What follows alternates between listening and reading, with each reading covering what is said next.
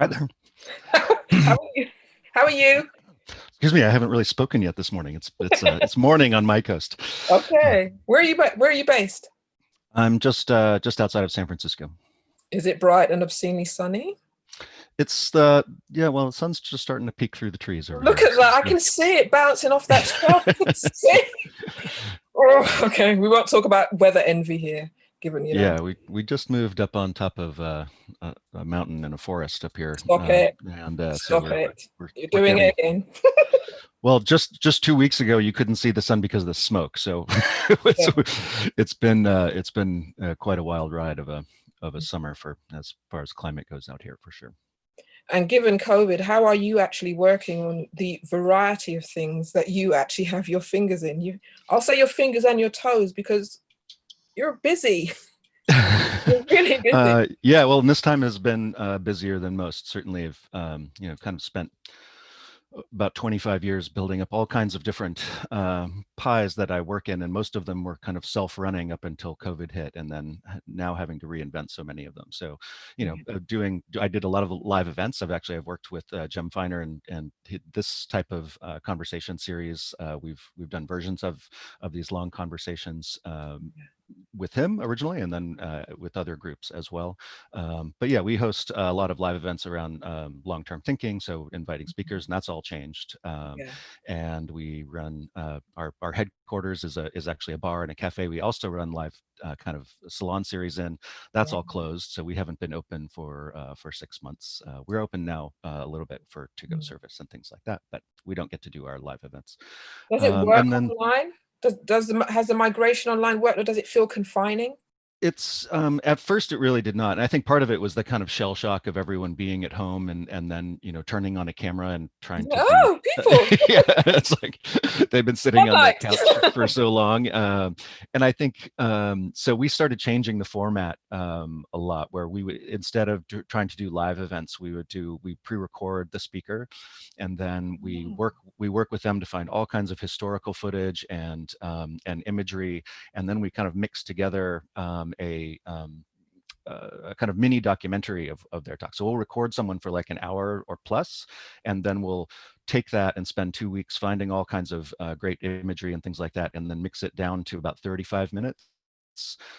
And so it's a bit conciser, which I think works better online, and then also just a lot of visuals. So they're almost, the way it almost feels is they're narrating kind of a documentary rather than giving a talk. And then the editing process, we can always, we kind of get some of the we can put together the ideas sometimes in a way that is more helpful than the speaker did originally, often because we'll ask them questions at the end and mix them back into the original talk so we can Gotcha. make it clear. So it's working better in some cases. And I think, the before, our talks were primarily for the live audience, and but even then our largest audience was online. Eventually, the talks would get out to thousands and thousands of people, but the talks were really originally produced for the live audience, which kind of made them less interesting online. So I think now that we're producing them primarily for an online audience, I think it's actually going to be a better global kind of audience Right.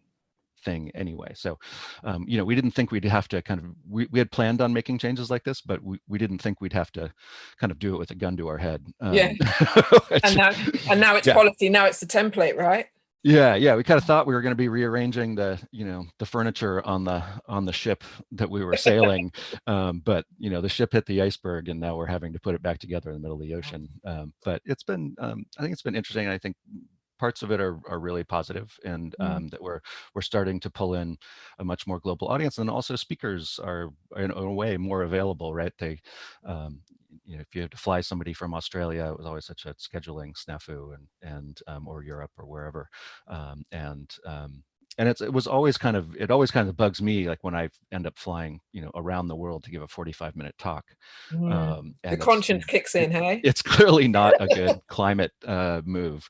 Yeah. So I always tried to make them longer trips and do other things, and be careful about those. But the ability to give it to the kind of, I would say one thing that this time has given more than any other thing is permission. It's kind of, we now have permission to not fly around the world and Yeah. give the talk, and people are much more accepting of that. And you have a lot more permission to try new formats, Mm. new things. And I think that's a general positive that we're seeing out of Yeah. this. I And mean, you're in the UK right now, is that right? I am. Can you not see the dull daylight? Yeah, we're here. Uh, it's pre-autumn or autumn. I don't even know what it is. I mean, what you just said there about reconfiguring the format of a live event, it's not the same, but it's made me think about the way in which musical artists, especially artists who are not in the quote mainstream, and how they could actually make themselves heard. And the big democratizer of that is, of course, the internet. But not only in terms of they don't necessarily need to have an A&R sign them, who will not come down to a particular, rap jam, or they won't come down to a poetry night where there are several R&B singers, singing the hook to a poet's material. You can actually upload your stuff, and as many have done, and some successfully for years. But one of the things that COVID has alerted me to all the more, because it happened before, was just the way in which the PRs have actually receded for some artists, and how Yeah, artists will PR. go on Insta, onto Insta Live and do an Insta story, and they will debunk a rumor, or they'll do something like Tory Lanez did the other day, which is to, how do I say this politely? He will legitimize his violence against another rapper, and use that to sell his now #1 album in the United States. And yet when the alleged victim of his violence went online to debunk rumors that she'd made up the violence, she was accused of capitalizing on it. And so, you've got this new platform that's reminding you of things that already exist, about sexism, about hypocrisy, about the idea that, within rap, you keep it real. And so, you speak your truth. And just the way in which before, I remember growing up in the old days, even before fax machines. No, actually, no, I lived in fax machines. But, where PRs would actually issue a fax with an official statement, and that statement would funnel through via the record label. All of that is gone. So a rumor can start even by, a self-appointed blogger who wants attention. It can gather momentum, and by 12 o'clock, you have the best-selling artist in the world talking about it on Insta Live. And often, sometimes the management have no say. No, I'm going to do it. And you can see that there's, that some of them are even, in bed, like really just lambasting this rumor, and how the rules of, professionalism and engagement, and I don't think that's a really good idea, have all changed. And so you've got this For sure. collision of being seen to stand up for yourself as somebody who's not famous, but you have to stand up for yourself because you are famous. Am I making sense? Yeah, no, indeed. I mean, I think that, obviously the democratizing effect of distribution that the internet has had has been amazing. But at the same time, really the music companies, they didn't quite realize it, but really they were just marketing companies. They thought they were about selling plastic circles with music on them until that went away. And then they realized they're really just a marketing engine. So who they choose to market and who they choose to lift up is still, the main kind of filter that we get. Because now that you can access everything, knowing what to access, or having the right suggestions and the right marketing that gets you to that is, becomes the kind of non-democratized part of music that we still have. But I think the part that you're talking about in the social media aspect is really interesting. I mean, you have, for better or worse, you have people who can conduct themselves professionally and with grace, and you have people who can't. And you watch someone having a breakdown on effectively on social media, like Kanye or something like this, where just zero filter, obviously. And then you have people like someone like a Taylor Swift, who probably runs all their tweets through a media engine, and is a lot less. I don't actually know this, so I'm just saying that you certainly see that there's some people, and it could just be that they're personally very, very careful about what they put out, and it Yeah. could be that they run it through media and marketing engines. Mm. But it's politics now, or we have the obviously the unfiltered brain of our the U.S. president on Twitter, but we see that less in a lot of other countries where they clearly have people who who check out what they say beforehand, Yeah. and certainly our previous president was vastly more careful and probably ran that through PR Mm. lenses before ever saying anything on something like social media. Mm. But I think what's consistent are the isms that still exist within any of these contexts. So I remember Katy Perry in one of her, I think it was her previous album, she did something where she was on lockdown of sorts, and she was talking about her mental health. And you were invited to just watch her explore her pain and her vulnerability. And it was just like, this is not how you sell records, actually. The telling is in the stories that you write, but there was something so very, not contrived, but something so deeply wrong with the way in which this woman was crying, and you weren't sure, are you crying on cue? And then, hold on, no, she looks damaged. This doesn't look like this doesn't seem to be the right thing. But what you were saying there about record companies being marketing engines, they always were, and they relied on the isms because they kept Black people from being the primary beneficiaries of the art that came from their lived experiences. And what we're seeing, certainly in the United Kingdom, we know it happens in the United States, where there's that novelty of, my God, that guy, that girl, she sounds Black. That's really interesting. But that guy, that girl is Black. I know, but isn't it more interesting that, they who are not, and they sound like the music that they've been influenced by, is far more interesting than they that are. And that has everything to do with the power of media. It has everything to do with that, going back to what you've talked about, restructuring, recalibrating how things are delivered. At the very beginnings of the music industry, they relied on the way society was operating, which was already sexist and racist. And so who got through, and whether, how charts were measured. They were called race charts. All of this just migrated into the system. And so what we have here is, we have this democratizing template, engine that is the internet. And yet we're still coming up against all of these things that are constructions and tyrannize people. In this country, there is a rapper called Reg 32 who uploaded material about his father who was in his home, and the police raided the home and threw him down the stairs. His father is a pensioner. And I was thinking, look at what we're watching. We're watching the abuse of an elderly man who, no charges were brought against anybody for this. And we're seeing so much violence. And yet, if he were not who he was, that would never have made the news. So the rank still exists, despite all of the evil that we're witnessing, as to who is more important and who is told and who is sold. And then if he had had a record out, which he didn't at the time, but if he had, he would have been accused of using that. You know what I mean? There's just, everything's a mess. Everything's happening simultaneously. But having the skills to determine, what is contrived, what is heartfelt, what is natural. And given what you've talked about with your own work, about working with the long player, the long view of the long player, having, extensive conversations, really burrowing deep down, do you find yourself hitting a lot of the same markers about the way societies run, the way people suffer?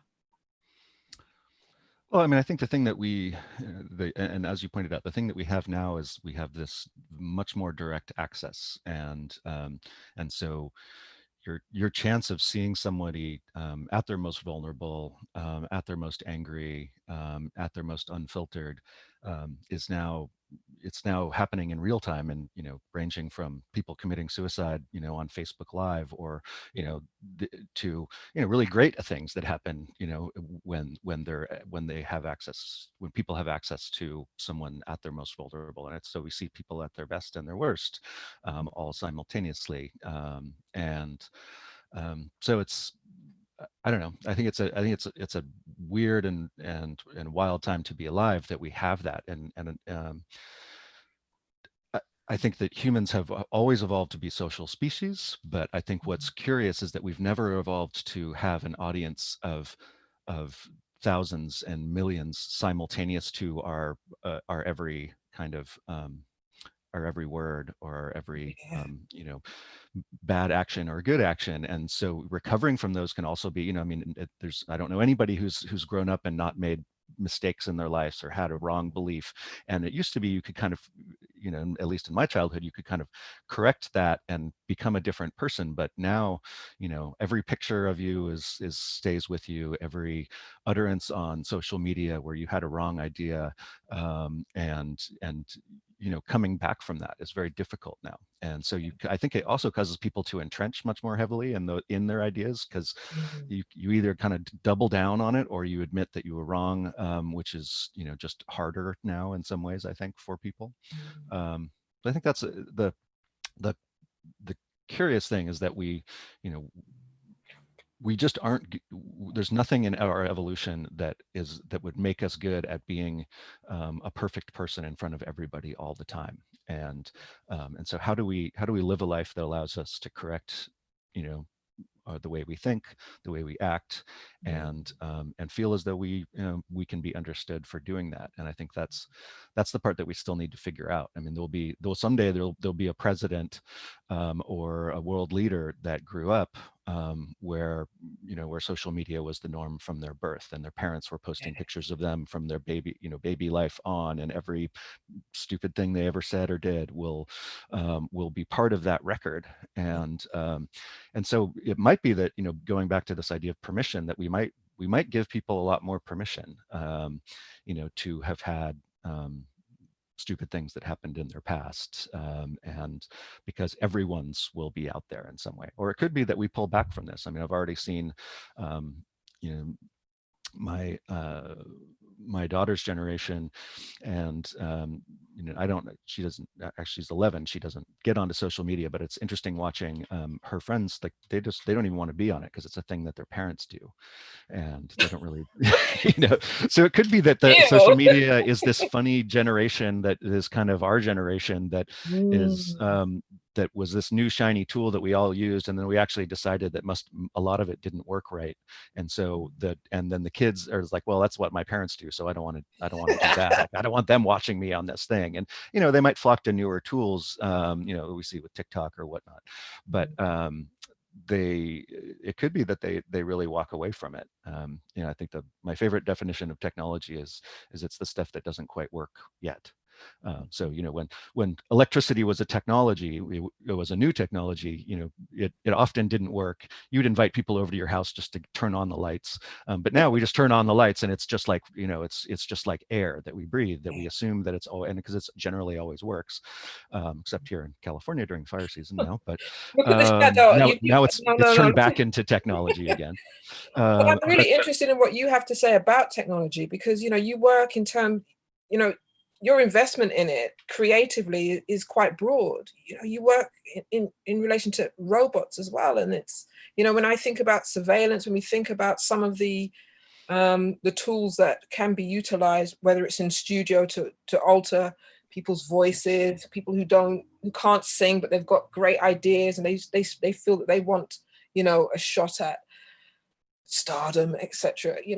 Are there any kind of, there are of course moral considerations about robotic technology, or what are the oh, main for ones sure. that you are Well, I mean, guided by?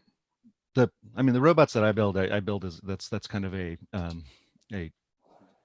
weekends and evenings pastime where the kind of robots that I build are for entertainment. So I build robots that fight other robots on television, and I build robots that make mai tais and things like that. So But that it'll and be to be hard. fair, the things that we're calling robots, I think the robots I build are really telepresence devices. They're, you control them remotely, but they don't have their own intelligence and choices. But um, I think whenever you're building things in technology, in some way you're building them as a reflection of you, the way you think, your dreams, your desires. I think when building a robot that fights other robots, I think it has this kind of cathartic anti-technology thing for me, where it's like you get to you get to kind of build a technology to destroy a technology, and when we live in a world where we are so much of what we do is mediated by technology, I find it kind of cathartic to have this destruction thing. So much of what I do otherwise is creating something that's going to last for thousands of years, but Ah, to build something that destroys, that either destroys another thing or just destroyed itself in 3 minutes, it becomes this kind of accelerated aging chamber for the way technology may play out over very long periods. But it's violent and entertaining, and no one gets hurt, which is the fun part, right? So you kind of get the gladiatorial kind of thrill. high, but with nobody getting hurt, which I don't know. I find it's just fun. But But I'm fearfully cynical, you see. So one of the things that I'm concerned about is, are you not worried? Are you not responsible for when people take your creative brilliance and use it for harm? Because there was some footage just yesterday of that kind of dog walking robot. But it's not a dog because it's got more legs than a dog. It's not a dog, it's a robot anyway. But that dog-shaped robot that was yep. walking around a protest march. I believe it was in Louisiana, Hmm. and just pretty much scanning the people around it. And so the idea that, okay, you've got this thing, it's the complete opposite of the work that you do, the legacy work, because it's finite, it's fun, it's wasteful, but it's fun. Are there any concerns about your creativity being duplicated for harm? Oh, for sure. I think any technology can be used for good and bad, and we see it in the protests too. We see protesters with drones videotaping what's going on, and we see cops with drones trying to collect information and on the protesters, and so that they can use it against them later. And so both those technologies are clashing in that way, or that same technology is going to be clashing in that way. And of course, the authoritarian regimes are able to say, pass laws and say, or just dictate that, who can use what technology in a protest, and who cannot. And some are easier to chase down. You see protesters, for instance, using these ultra bright lasers. And it was originally inspired out of the protest in Hong Kong, but we're seeing it now, and where it can cause blinding effects, long-lasting blinding effects to the cops, and it's very difficult to stop it because it's coming out of a whole crowd of people, and so therefore you end up with cops, escalating that violence because they don't ever like to be kind of anyone have the upper hand in those situations. But And you have police squads that are militarized. You've got oh military, yeah, you've oh got yeah, no, military weaponry and vehicles, and these yeah, shields now that. Hmm. But yeah. Do you mean the protester shields or the cop shields? the cop shields, you've Yeah, got these ones that they actually look like Captain America shields, but they have the ability to actually taser you. You can right. be tasered by this. They can be used in that way. Yeah, I mean, I always thought it would be, an interesting move, and you're starting to see it in some cases, is to basically, as a way of doing protesting and even peaceful protesting, would be to have a well-trained group of people wearing all white armor and white shields with peace symbols on them, and stand in front of the protesters to protect the protesters. And the kind of the imagery of this, I think, would be extremely powerful. Of the kind of the cops always have these kind of universally, menacing Darth Vader outfits, and then you'd have these, the very obvious peaceful protesters who are trying to reduce harm to the people that are protesting behind them, and to stop that escalation of violence, but also wearing armor. And I think my fear of it, of course, is that whenever the police are feel as though they're outclassed, then they'll up the kind of their tactics and start using real bullets rather than rubber bullets or something like that. And so yeah, the police don't really like being outclassed in a situation like that. But I think it could be both powerful and useful. We saw some versions of this, and it's always curious to me, how in some cases the police, I think, react to it well, and most of the cases they don't. But yeah, there was, of course, a time, I'm talking about it as if it's past, where rap music, where jazz were declared immoral entities that were corrupting the youth. Jazz itself, the name was a euphemism for sex. Rock and roll, the same thing. President Bush Senior, the late, he compared Eminem, I believe, at one point. He said he was the greatest threat to American youth since polio. And and so even well, I think it's a interesting parallel to social media. I mean, now social media is, and screen time is, we're telling our kids, or we're saying that our kids are being damaged by these things, and that they're, it's going to melt your brain. And before it was, to my parents' generation, it was rock and roll was the thing that was immoral. There was a time when printed books were considered immoral, because they would, people would withdraw from conversation and read this handheld object in their hand, and not, it was written about as though it was going to be the end of social society, the written, a printed book. And so now you see the same thing when it's about phones. And so I'm always a little bit dubious of these of these statements, and obviously they play out over racial and societal things, when it's, especially if it's a thing of another culture that you don't like, if that's taking over your children's culture, that's going to be a thing that you blame the technology on it, or the music on it. So it's yeah, we're living through, I think, another one of those with social media now. And I think social media is a little bit different in the way that I said, that it's, your audience is, it's kind of one-to-many audience, and many-to-one has been flipped of the normal television or music cultures that were always kind of one-to-many before, and now it's flipped to kind of many-to-one. And I don't know that people are very good at that yet. I think what you said there about the idea of people retreating in shared company in a book, and going to the cinema in a dark room with strangers, it's sordid, it's disgusting. Dancing with a stranger with the hem of your skirt above your ankles, what kind of woman are you? Or dancing to the Charleston in that way, etc., etc. Reciting music where there's profanity, where violence is used as a term of reference for entertainment, even though it's fictionalized. It has everything to do with who the authors should be. And just like you say, the technology that brings it to it makes it accessible, makes it portable, makes it tangible. But this is about control over who gets to inform and educate and entertain. And there's that so we keep coming back to the isms, no matter where the technology, originates or how it evolves, as to who has the right to talk to my children in this way. And the people who are the most resentful of these musicians coming in and stealing the innocence of my child are those who don't actually participate or take their own journey through a music culture or subculture, because it's too much work. Yeah, well, and I realize we're at the end of our time, but one of the things I wanted to talk to you about, that's very interesting to me, is how we do storytelling in our culture through music. And I think storytelling and myth building are the things that we have that last the longest through culture. And I know that you've studied kind of historical music in this context.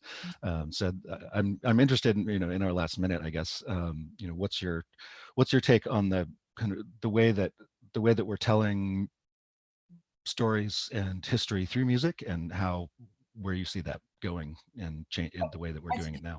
I think one of the things for me is that I need to take my own expectations of what musicians, what they do for me out of it, and realize that they are there to express for themselves. And if I am frustrated at their narrative shortcomings, it's because I haven't made those shortcomings my own work and duty, because musicians are here fundamentally to express for themselves. Mm-hmm. If they share it with us, that's the blessing. And if we understand it and they magnetize with our experience, it's like, I love you. But fundamentally, they're here to get out what is inside. For It's sure. taken me decades to understand. It's been really nice talking to you. And to you.